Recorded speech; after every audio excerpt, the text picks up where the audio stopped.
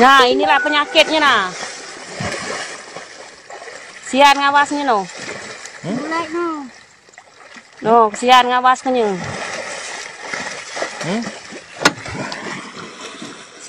Dinas Ketahanan Pangan dan Peternakan atau DKPP Sumatera Selatan mendata kasus kematian kerbau akibat penyakit Septicemia epizootica atau SE telah mencapai 500 ekor.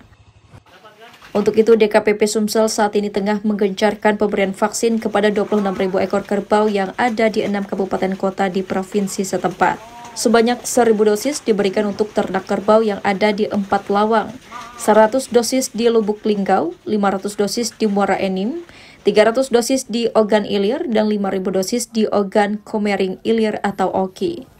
Di mana Oki menjadi kabupaten dengan jumlah kerbau terbanyak yang mati akibat penyakit yang juga dikenal dengan sebutan penyakit ngorok tersebut.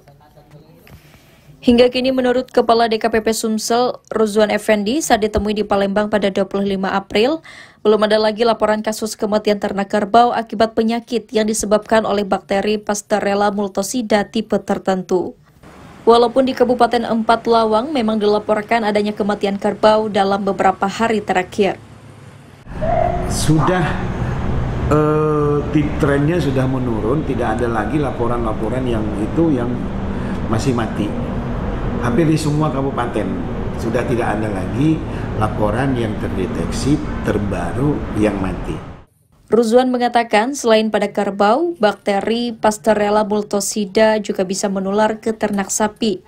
Namun dia mengimbau agar masyarakat tidak takut untuk berkorban saat Idul Adha mendatang, karena daging kerbau atau sapi yang sudah sembuh aman untuk dikonsumsi.